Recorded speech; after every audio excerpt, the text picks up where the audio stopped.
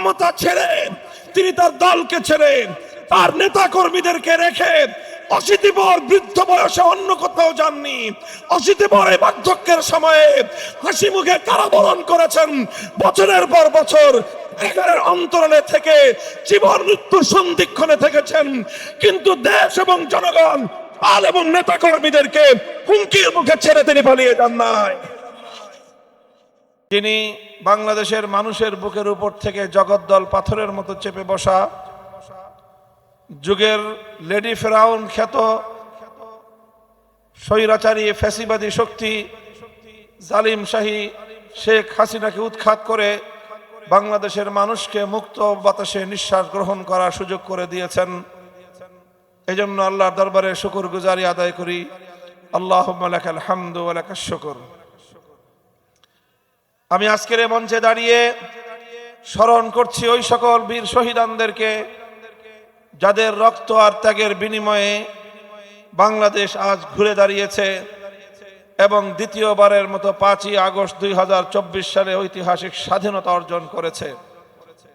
2009 সালের পিলখানার ট্র্যাজেডিতে শাহাদাত বরণকারী 57 জন দেশপ্রেমিক সেনা কর্মকর্তা 2013 সালের শাপলা চত্বরে আল্লাহর রাসূলের প্রেমিক প্রিয় হেফাজতে ইসলাম বাংলাদেশের নবী প্রেমিক তৌহিদি জনতা 2014-15 সালের সরকার বিরোধী আন্দোলনে আত্মদানকারী রাজনৈতিক বিরোধী নেতৃবৃন্দ, বিরোধী কর্মীবৃন্দ 2021 সালে বাংলাদেশের স্বাধীনতার সুবর্ণ জয়ন্তী উদযাপনকালে ভারতের বিতর্কিত মুসলমানদের রক্তে রঞ্জিত যার হাত নরেন্দ্র মোদীর আগমন উপলক্ষে শান্তি প্রিয় বাংলাদেশের হেফাজতে ইসলামের নেতা কর্মী, যাদেরকে ব্রাহ্মণবাড়িয়া এবং হাটহাজারীতে পাখির মতো গুলি করে হত্যা করেছে বিগত সরকার, সর্বশেষ 2024 সালের জুলাই এবং আগস্ট বিপ্লবে 2 সহস্রাধিক বাংলার দামাল সন্তান, যাদেরকে দেশে অন্যায়ের বিরুদ্ধে প্রতিবাদ করার অপরাধে, যাদেরকে বৈষম্যের বিরুদ্ধে, ফ্যাসিবাদের বিরুদ্ধে লড়াই করবার অপরাধে ঠান্ডা মাথায় গুলি করে খুন করেছে জালিম শাহী শেখ হাসিনা সরকার এবং তার খুনি প্রশাসন। সেই সকল বীর শহীদানদের প্রতি শ্রদ্ধা প্রদর্শন করে এবং তাদের শোক সন্তপ্ত পরিবার পরিজনের প্রতি সমবেদনা জ্ঞাপন করে আমরা আগামীর বাংলাদেশকে তাদের প্রতি শ্রদ্ধা রেখে তাদের এই অবদানকে স্মরণ করে আগামীর বাংলাদেশ গড়ে তুলবার আহ্বান জানাই। সংগ্রামী সাথী ও বন্ধুগণ, বাংলাদেশ বহু সংগ্রাম, বহু ত্যাগ কোরবানি এবং বহু রক্তের নজরানার উপর দাঁড়িয়ে আছে আমার এই সোনার বাংলাদেশ। তিনটি আধিপত্যবাদী শক্তির বিরুদ্ধে লড়াই করে এই বাংলাদেশ অর্জিত হয়েছে। 190 বছর পর্যন্ত 1757 সাল থেকে 1947 সাল পর্যন্ত লড়াই করেছে ব্রিটিশ বেনিয়া, সেই পশ্চিমা ব্রিটিশ সাম্রাজ্যবাদী শক্তির বিরুদ্ধে। 1920 শতকের গোড়ার দিকে 1905 সাল সহ বিভিন্ন সময়ে এই পূর্ববঙ্গের মুসলমানদেরকে লড়াই করতে হয়েছে পশ্চিমবঙ্গের দাদাবাবুদের আধিপত্যবাদের বিরুদ্ধে। এরপরে 1947 সাল থেকে 1971 সাল পর্যন্ত লড়তে হয়েছে পশ্চিম পাকিস্তানি খান পাঠানদের প্রভুত্বের বিরুদ্ধে। এভাবে ব্রিটিশ সাম্রাজ্যবাদী শক্তি পশ্চিমবঙ্গের দাদাবাবুদের চোখ রাঙানি পশ্চিম পাকিস্তানের খান পাঠানদের বিরুদ্ধে সংগ্রামের মধ্য দিয়ে 1971 সালের 16ই ডিসেম্বর ঐতিহাসিক বিজয় অর্জনের মধ্য দিয়ে চূড়ান্তভাবে বাংলাদেশের এই লাল পতাকা, লাল সবুজের পতাকা অর্জিত হয়েছে। বাংলাদেশ বিশ্ব দরবারে একটি স্বাধীন সার্বভৌম দেশ হিসেবে আত্মপ্রকাশ করেছে। সংগ্রামী সাথী ও বন্ধুগণ, কিন্তু আমরা অত্যন্ত দুঃখ এবং পরিতাপের সঙ্গে লক্ষ্য করেছি 1971 সালে যে মুক্তিযুদ্ধ হয়েছিল, 1947 সাল থেকে ধারাবাহিক সংগ্রামের মধ্য দিয়ে 71 সালে এক সাগর রক্তের বিনিময়ে স্বাধীনতা অর্জন করেছিল বাংলাদেশ। যেই স্বাধীনতা ছিল জালিমের বিরুদ্ধে মুসলিমের লড়াই, যেই মুক্তিযুদ্ধ ছিল অন্যায়ের বিরুদ্ধে ন্যায়ের লড়াই, যেই স্বাধীনতার যুদ্ধ ছিল মানুষের বঞ্চিত অধিকার ফিরিয়ে আনবার লড়াই, সেই মুক্তিযুদ্ধে বিজয় অর্জিত হওয়ার কিছুদিনের মধ্যেই ভিনদেশী একটি শক্তি সুপরিকল্পিতভাবে এ দেশীয় তার এজেন্টদের মাধ্যমে মুক্তিযুদ্ধের অর্জনকে ছিনতাই করবার চেষ্টা করেছে। আমরা দ্ব্যর্থহীন ভাষায় বলি, ইতিহাসকে সাক্ষী রেখে বলি, বাংলাদেশের স্বাধীনতার মুক্তিযুদ্ধের পূর্বে, এমনকি মুক্তিযুদ্ধ চলাকালীন 9 মাসের মধ্যে 25শে মার্চ 26শে মার্চ কালুরঘাট থেকে স্বাধীনতা ঘোষণা হওয়ার পর থেকে 16ই ডিসেম্বর বাংলাদেশের স্বাধীনতার বিজয় অর্জিত হওয়া পর্যন্ত এই সুদীর্ঘ 24 বছরে কোনোদিন বাংলাদেশে কোন রাজনৈতিক নেতা, কোন নেত্রী, কোন দল কখনোই বাংলাদেশে ধর্মনিরপেক্ষতার দাবি উত্থাপন করেনি। কিন্তু আমরা দেখলাম, এদেশের মানুষ দেখলো 71-এর 16ই ডিসেম্বর বিজয় অর্জিত হওয়ার কয়েক মাসের মধ্যেই পার্শ্ববর্তী দেশের সংবিধানের মূল নীতিগুলোকে, জাতীয়তাবাদ, ধর্মনিরপেক্ষ মতবাদ, গণতন্ত্র, সমাজতন্ত্রকে বাংলাদেশের সংবিধানের মূল নীতি হিসেবে ভারতের তৎকালীন প্রধানমন্ত্রী শ্রীমতী ইন্দিরা গান্ধীর নির্দেশে বাংলাদেশের স্বাধীনতা পরবর্তী যে সরকার প্রতিষ্ঠিত হয়েছিল, সেই সরকার প্রধান শেখ মুজিবুর রহমান সাহেব বাংলাদেশের সংবিধানের মূল নীতি হিসেবে ঘোষণা করে প্রকৃত অর্থে 72 সালেই স্বাধীন বাংলাদেশকে ভারত মাতার চরণতলে তিনি বলি দিয়েছিলেন। আর এভাবেই মুক্তিযুদ্ধের চেতনাকে হাইজ্যাক করে, মুক্তিযুদ্ধের চেতনাকে ডাকাতি করে বাংলাদেশ থেকে নয়াদিল্লিতে পাচার করা হয়েছে। মুহতারাম হাজিরিন, এভাবে 72-এর একটি চেতনা দাঁড় করানো হয়েছে। সেই 72-এর চেতনা এবং 72-এর তাদের যে মূলনীতি, সেগুলোকেই বিগত 53 বছর যাবৎ বাংলাদেশের মানুষকে 71-এর চেতনা, মুক্তিযুদ্ধের চেতনা হিসেবে গেলানো হয়েছে। আমি আজ স্পষ্ট ভাষায় বলতে চাই, 71-এর চেতনা এটা ছিল ভিন্ন চেতনা। 71-এর চেতনা ছিল মুক্তিযুদ্ধের সঠিক চেতনা, 72-এর চেতনা ছিল গোলামীর চেতনা, 72-এর সংবিধান ছিল বাংলাদেশের গণমানুষের হাজার বছরের ইচ্ছা এবং অভিপ্রায়কে ধ্বংস করবার সংবিধান। এবং সেই 72-এর সংবিধানকে কেন্দ্র করে ভারতীয় দালালির যে চেতনা গড়ে উঠেছিল বিগত 53 বছর, সেই দালালির চেতনাকেই মুক্তিযুদ্ধের চেতনা হিসেবে প্রতিষ্ঠিত করবার পায়তারা চালানো হয়েছে। এভাবেই যখন বাংলাদেশে 71-এর পর 72-এর চেতনা দাঁড় করানো হলো, 72-এর চেতনার ভিত্তিতে 72 থেকে 75 সাল পর্যন্ত মাত্র 3 বছরে বাংলাদেশের 30 লক্ষ মায়ের কোল খালি করা হয়েছে। তাগড়া তাগড়া যুবকদেরকে ধরে নিয়ে হত্যা করা হয়েছে। ক্রস ফায়ারের মতো অত্যন্ত জঘন্য সংস্কৃতি বাংলাদেশে চালু করা হয়েছে। এভাবে স্বাধীন বাংলাদেশকে একটি নারকীয় মৃত্যুযজ্ঞে পরিণত করা হয়েছে।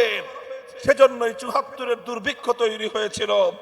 আর এই সকল অন্যায়, হত্যাকাণ্ড, যুবকদের ধরে নিয়ে খুন করা, লক্ষ মায়ের কোল খালি করবার কারণে, লক্ষ মায়ের কোল খালি করবার কারণে 75-এর 15ই আগস্টের মতো এই ধরনের ঘটনা সংঘটিত হয়েছিল।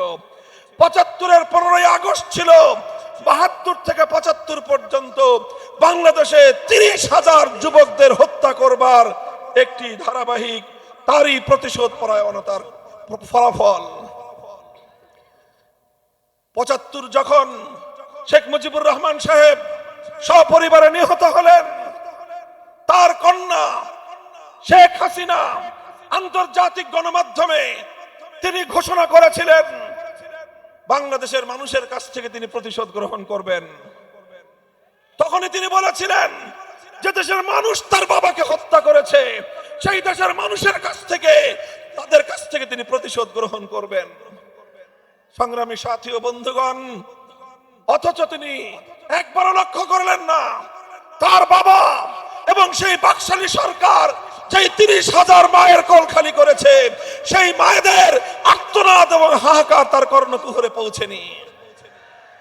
৭৫-এর ১৫ই আগস্টের পর শেখ হাসিনা রাজনীতিতে আগমন করলেন এবং এই ৫০ বছর পর্যন্ত তিনি যে রাজনীতি করেছেন, সেই রাজনীতির মূল নীতি ছিল দুটি।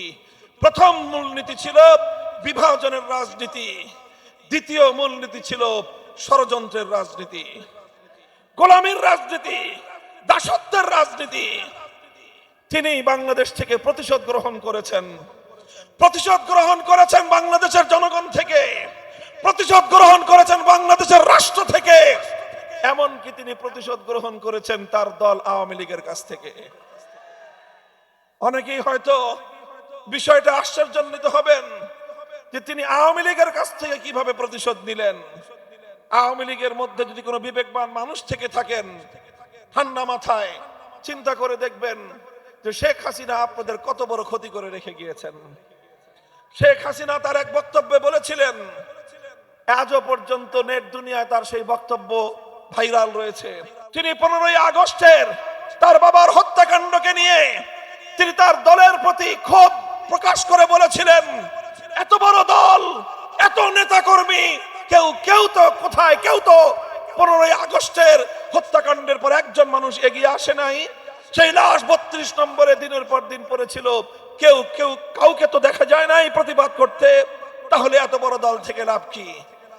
এই কথার মধ্য দিয়ে আওয়ামী লীগের প্রতি শেখ হাসিনার যে ক্ষোভ এবং তাদের প্রতি যে তার বিদ্বেষ ছিল এবং প্রতিশোধ পরায়ণতার মানসিকতা ছিল, সেটাই ফুটে উঠে। আর সেটাই তিনি বিগত 15 বছরে অক্ষরে অক্ষরে আওয়ামী লীগকে এমন এক জায়গায় নিয়ে তিনি উপনীত করেছেন, আগামী দিনে বাংলাদেশে যেন কেউ আওয়ামী লীগের নাম নিতে সাহস না করে, লজ্জা থাকলে কোনো মানুষ আর আওয়ামী লীগের নাম মুখে উচ্চারণ করবে না। তিনি এমন কাজ করেছেন,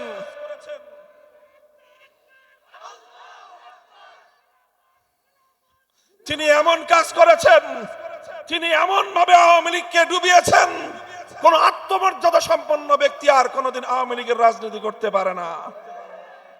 বলবেন কারণ কি? আমি বলি, লক্ষ্য করে দেখেন। আওয়ামী লীগের নেতা কর্মীদেরকে ঠান্ডা মাথায় চিন্তা করার জন্য বলবো, দেখেন যেই নেত্রী এখন ভারতে পালিয়ে গিয়ে আরেক দেশের কোলে বসে অন্য আরেকটি রাষ্ট্রের আশ্রয় থেকে বাংলাদেশের অভ্যন্তরে উস্কানি দিয়ে আবারও আপনাদেরকে বিপদে ফেললো। এই বিগত 5ই ফেব্রুয়ারি এই 32 নম্বর সহ গোটা বাংলাদেশে নতুন করে আবার যে মানুষের মধ্যে উত্তেজনা তৈরি হলো এবং সেই উত্তেজনার প্রেক্ষিতে আবার কিছু মানুষের কিছু ক্ষয়ক্ষতি হলো, এর জন্য সবটা দায় শেখ হাসিনাকেই বহন করতে হয়।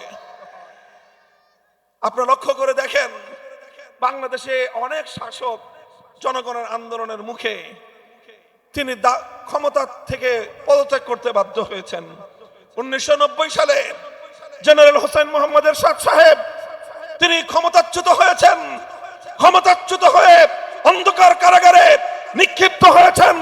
বছরের পর বছর কারাগারের অন্তরালে দিন যাপন করেছেন। তিনি জুলুম সহ্য করেছেন, তিনি নানাভাবে কষ্ট স্বীকার করেছেন, কিন্তু দলের কর্মীদেরকে অসহায় অবস্থায় রেখে দেশ ছেড়ে পালিয়ে যান নাই। 1996 সালে এবং 2006 সালে ক্ষমতাচ্যুত হয়েছেন বেগম খালেদা জিয়া। ক্ষমতা ছেড়ে তিনি তার দলকে ছেড়ে তার নেতা কর্মীদেরকে রেখে অশীতিপর বৃদ্ধ বয়সে অন্য কোথাও যাননি। অশীতিপর এই বার্ধক্যের সময়ে হাসি মুখে কারাবরণ করেছেন।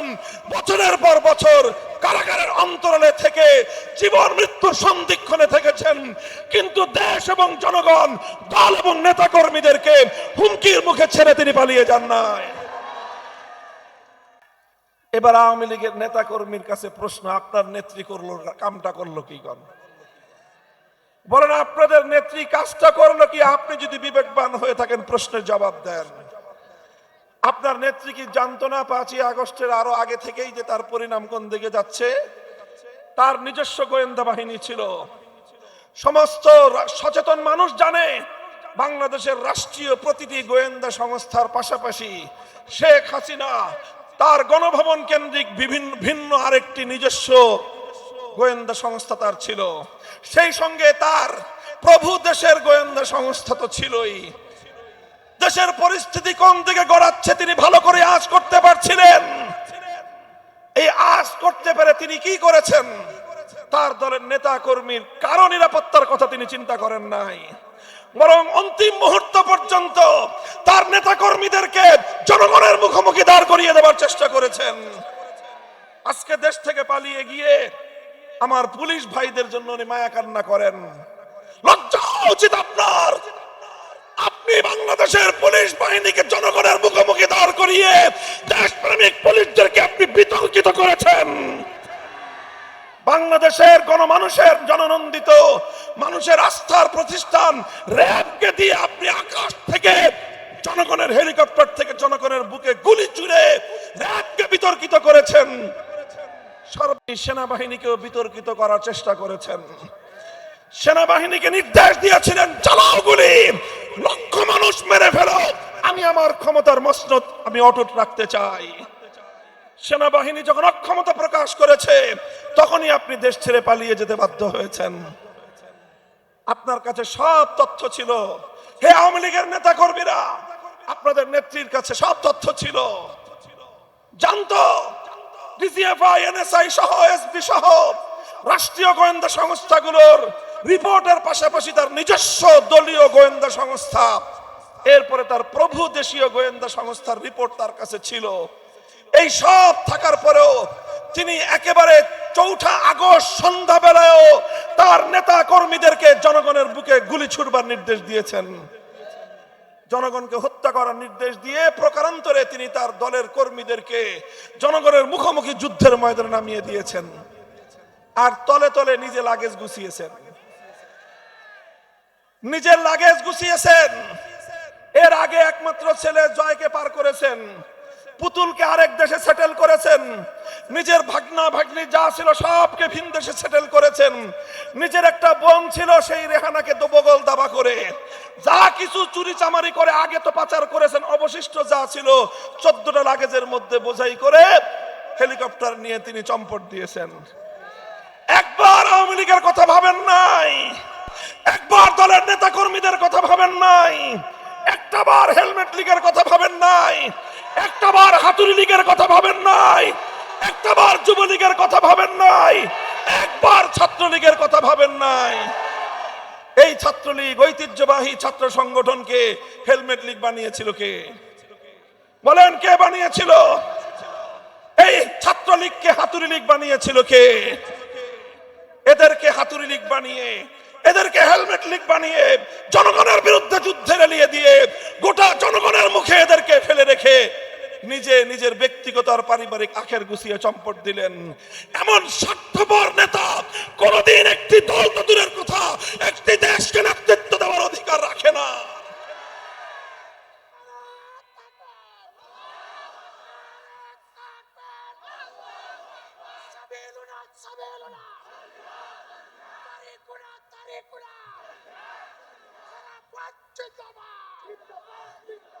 সংগ্রামী সাথী ও বন্ধুগণ, এজন্যই আমি বলেছিলাম আসলে তিনি যেটা করেছেন সেটা হলো এই, তিনি জানতেন ৭৫ সালে তার বাবা শেখ মুজিবুর রহমানের হত্যাকাণ্ডের সঙ্গে গোটা আওয়ামী লীগ জড়িত ছিল।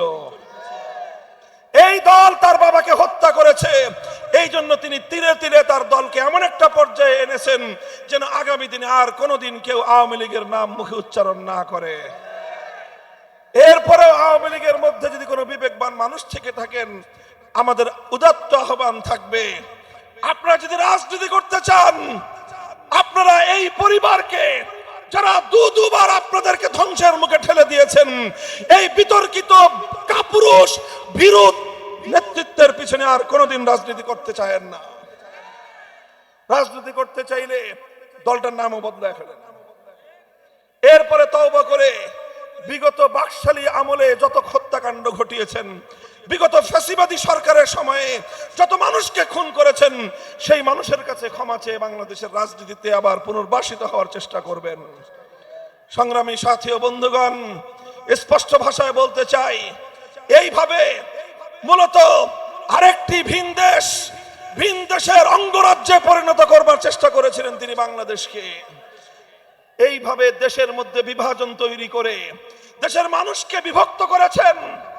যেই মানুষই তার বিরুদ্ধে মতামত দিত, যেই তার বিরুদ্ধে বক্তব্য দিত, কখনো তাকে রাজাকার, স্বাধীনতা বিরোধী, কখনো উগ্রবাদী, জঙ্গিবাদী বলে গোটা তার বিরোধী শক্তিকে তিনি ট্যাগ করার দেওয়ার জন্য ট্যাগ দিয়ে তাদেরকে মারাত্মকভাবে ভিন্ন অভিধায় আখ্যায়িত করবার এক রাজনীতি তিনি করতেন। সংগ্রামী সাথী ও বন্ধুগণ, সর্বশেষ দেখেছে দেশের মানুষ, আমার দেশপ্রেমিক ছাত্র জনতা, 4 কোটি ছাত্র জনতা যখন কোটা সংস্কার এবং কোটা বাতিলের ন্যায্য দাবি নিয়ে তারা রাজপথে নামলো, তারা কোটা সংস্কারের ন্যায্য দাবি উত্থাপন করলো, সেই দাবির প্রতি তিনি কিভাবে বৃদ্ধাঙ্গুলি প্রদর্শন করে গোটা বাংলাদেশের 4 কোটি ছাত্র জনতাকে তিনি তার প্রতিপক্ষ হিসেবে সাব্যস্ত করে ন্যায্য অধিকারের দাবি করবার অপরাধে তাদের সকলকে নিকৃষ্ট অভিধায় রাজাকারের বাচ্চা বলে গালি দিলেন। এটা ছিল শেখ হাসিনার সর্বশেষ ট্যাগিং এর রাজনীতির শিকার। তখন বাংলার 4 কোটি ছাত্র জনতা বলল, যদি ন্যায্য অধিকার চাইলে রাজাকার হতে হয়, যদি দেশের জনগণের পক্ষে কথা বললে যদি রাজাকার হতে হয়, বৈষম্যের বিরুদ্ধে কথা বললে যদি রাজাকার হতে হয়, একসঙ্গে রাতের গভীরে বাংলার প্রতিটি শিক্ষাঙ্গন থেকে আওয়াজ উচ্চারিত হলো, আমি কে তুমি কে। সেদিনই শেখ হাসিনার বিভাজনের রাজনীতি আমার ছাত্র জনতার কাছে পরাস্ত হয়েছে। সংগ্রামী সাথী ও বন্ধুগণ, জুলাই এবং আগস্টের যে বিপ্লব হয়েছে, এই বিপ্লবকে ভালো করে বুঝতে হবে, এই বিপ্লবকে অনুধাবন করতে হবে। মনে রাখতে হবে, ৭১ সালের আমাদের মুক্তিযুদ্ধের বিজয়কে যেভাবে ছিনতাই করা হয়েছে, ২৪ জুলাই আগস্টের বিপ্লবকেও ছিনতাই করবার পায়তারা চলছে। এবারের এই বিপ্লবের অর্জনকে যদি কেউ ছিনতাই করতে চায়, বুকের রক্ত দিয়ে ষড়যন্ত্রকে রুখে দাঁড়াতে হবে। সংগ্রামী সাথী ও বন্ধুগণ, জুলাই আগস্টের যে বিপ্লব হয়েছে, এই বিপ্লবের অন্যতম প্রতীকী একটি চিত্র ছিল কি, আমরা বাংলাদেশের প্রতিটি শহরে দেখেছি, প্রতিটি জেলা শহর, বিশেষ করে বিভাগীয় শহরগুলোতে একটি অভিন্ন কমন চিত্র মানুষের চোখে ধরা পড়েছে। মিডিয়াতে বারবার এই দৃশ্যগুলো দৃশ্যমান হয়েছে। আমার দামাল ছেলেরা, এই ছেলেরা সমস্ত বিভাজনকে ভুলে গিয়ে স্কুল থেকে ছাত্ররা এসেছে, কলেজ ইউনিভার্সিটি থেকে ছেলেরা এসেছে, আলিয়া মাদ্রাসা থেকে আমার সন্তানরা এসেছে, কওমি মাদ্রাসা থেকে আমার ছাত্ররা এসে ভেদাভেদের সকল দেয়ালগুলো ভেঙে গুড়িয়ে দিয়েছে। হাতে হাত রেখে টেকনাফ থেকে তেতুলিয়া পর্যন্ত তারা ঐক্যের একটি মজবুত দেয়াল তৈরি করেছে।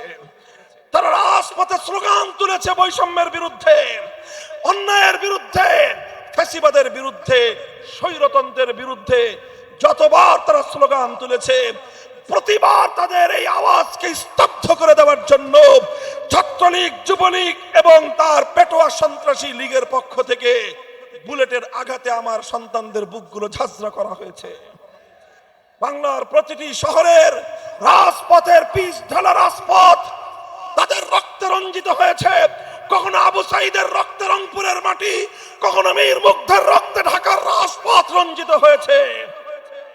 যে রাজপথ আমার সন্তানদের শহীদি রক্তে রঞ্জিত হয়েছে, যখনই নামাজের সময় হয়েছে, আমার দামাল সন্তানেরা সেই রাজপথে দাঁড়িয়ে আল্লাহু আকবার, আল্লাহু আকবার আজানের ধ্বনিতে বাংলার আকাশ বাতাস মুখরিত করেছে।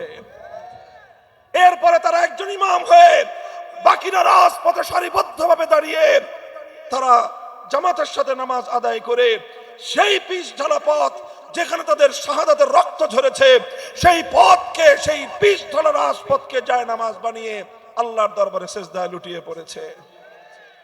জুলাই এবং আগস্টের বিপ্লবের এর চেয়ে বড় কোনো প্রতীকী চিত্র নাই, এর চেয়ে বড় কোনো প্রতীকী চিত্র নাই।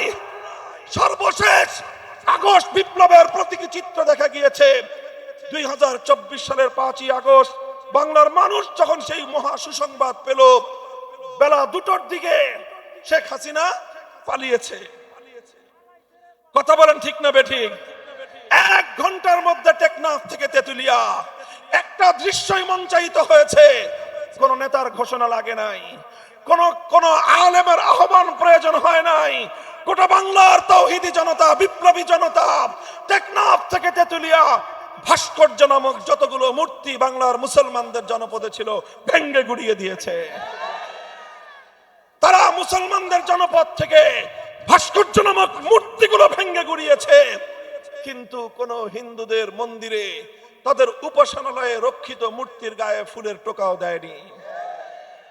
যুগপৎ দুটি এই চিত্র বাংলাদেশের মানুষকে মনে রাখতে হবে। আগস্টের বিপ্লব ছিল অসাম্প্রদায়িক বিপ্লব, আগস্টের বিপ্লব ছিল সকল ধর্ম বর্ণের সকল মানুষের সম্মিলিত বিপ্লব। আর দ্বিতীয় প্রতীকী চিত্র ছিল হিন্দুদের মন্দিরে আঘাত করে নাই, তাদের প্রতিমা তাদের মূর্তি ভাঙে নাই, মুসলমানদের জনপদে কোনো মূর্তি আস্ত রাখে নাই। 5 তলার সমান বিশাল দেবতা দাঁড় করিয়ে রেখেছিল, ওই দেবতার গলায় রশি বেঁধে রাজপথে ভূপাতিত করা হয়েছে। কোথাও সেই দেবতার মাথায় উঠে বাংলার তাওহীদি জনতা পেশাব করে চরম লাঞ্ছনাকর তাদেরকে উপহার পেশ করা হয়েছে। এগুলো ছিল আগস্ট বিপ্লবের বৈশিষ্ট্য। কাজে আজ আমি বলতে চাই, আগস্ট বিপ্লবের 6 মাস পরে কেউ যদি আজ আগস্ট বিপ্লবকে, জুলাইয়ের বিপ্লবকে ভিন্ন খাতে প্রবাহিত করবার চেষ্টা করা হয়, দেশপ্রেমিক জনতা সেই অপচেষ্টাকে রুখে দিবে, অপচেষ্টাকে রুখে দিতে হবে।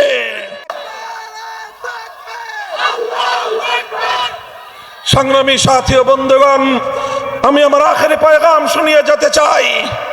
পার্শ্ববর্তী দেশ, আমাদের প্রতিবেশী দেশকে আমরা বলবো, আপনারা আমাদের এখান থেকে পলাতক শত শত খুনের মামলার ওয়ারেন্টভুক্ত আসামি, যার বিরুদ্ধে গ্রেফতারি পরোয়ানা জারি করেছে বাংলাদেশের আদালত, সেই পলাতক আসামিকে আপনারা প্রশ্রয় দিয়ে ক্ষান্ত হননি।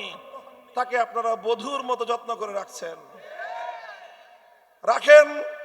আপনাদেরকে 16-15 বছর যেই সার্ভিস দিয়েছে, গোটা বাংলাদেশটাকে আপনার হাতে তুলে দিয়েছে। তার পররাষ্ট্রমন্ত্রী বলেছিল ভারতের সাথে বাংলাদেশের তথা নরেন্দ্র মোদীর সাথে হাসিনা সরকারের সম্পর্ক নাকি স্বামী স্ত্রীর মতো। এটা পররাষ্ট্রমন্ত্রী আব্দুল মোমিনের বক্তব্য। আর বলেছে ওই স্বামীর দেশকে স্ত্রীর দেশ যা দিয়েছে তা নাকি কোনোদিন স্বামীর দেশ ভুলতে পারবে না, এবং তারা ভুলতে পারে নাই বলেই এখন তাদেরকে সার্ভিস দিতে হচ্ছে। সার্ভিস দেন, মনে রাখবেন, আপনার কোলে বসে আমার বাংলাদেশের আভ্যন্তরীণ বিষয়ে যদি এভাবেই নাক গলাতে থাকে, বাংলার মানুষ আপনার সঙ্গে সৌজন্যতামূলক কোনো কূটনৈতিক সম্পর্ক রাখতে পারবে না। আপনাকে আমার দেশের পররাষ্ট্রনীতির প্রতি শ্রদ্ধা প্রদর্শন করতে হবে, কূটনৈতিক সৌজন্যতা রক্ষা করতে হবে। আর যদি আমার বাংলাদেশকে মনে করেন আপনার কৃতদাসীর আমলের মতো আমার বাংলাদেশের স্বাধীন পতাকা এভাবেই আপনারা অগ্নিসংযোগ করবেন, আমার আগরতলার উপহাই কমিশনে আপনারা এভাবেই আক্রমণের পর আক্রমণ শানিয়ে যাবেন, বাংলার শাহজালালের সন্তানরা নীরব বসে থাকবে না, নীরব বসে থাকবে না।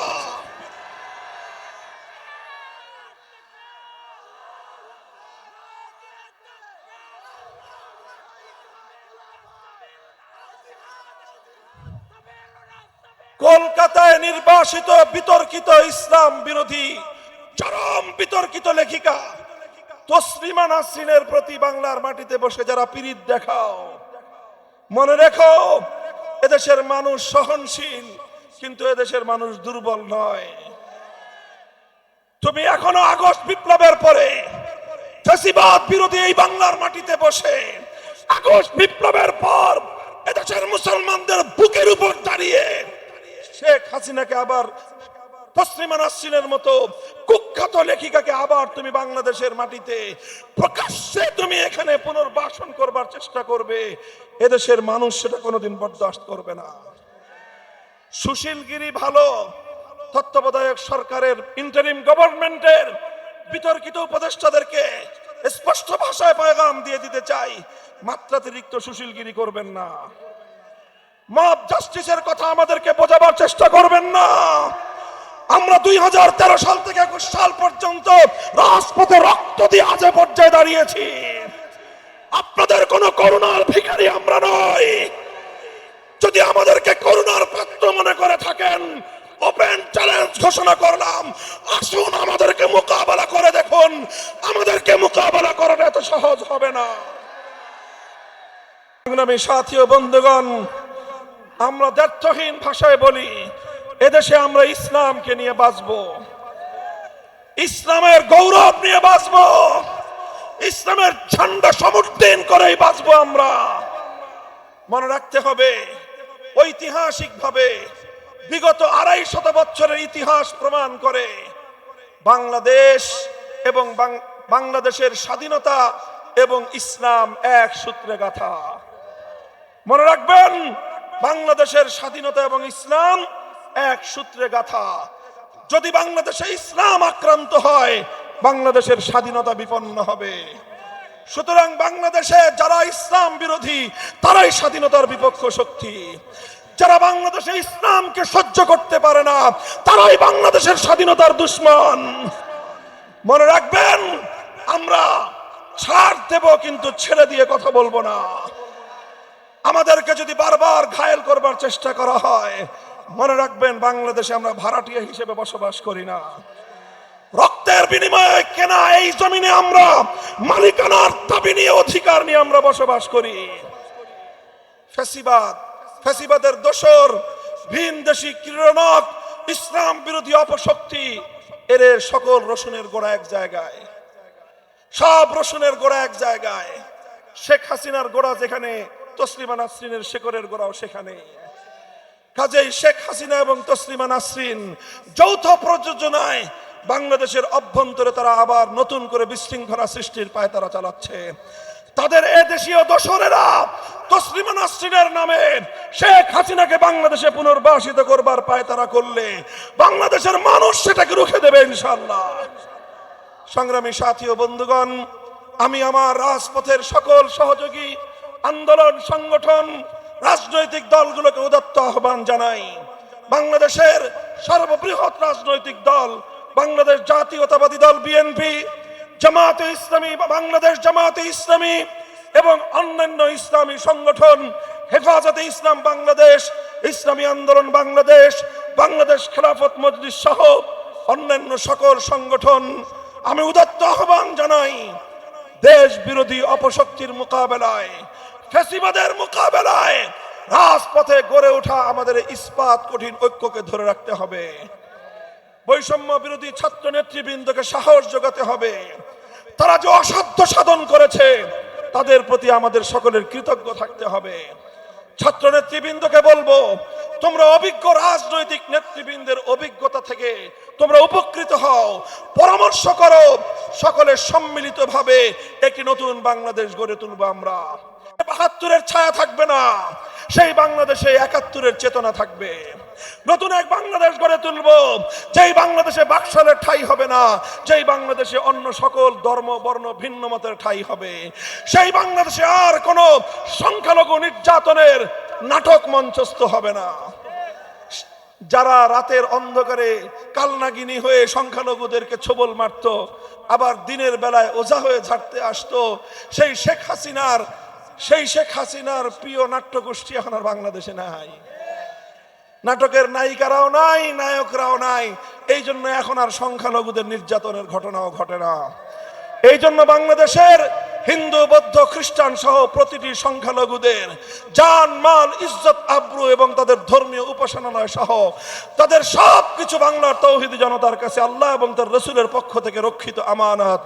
এই আমানতের মর্যাদা যে কোনো মূল্যে আমরা রক্ষা করব। কথা বলেন ঠিক কিনা?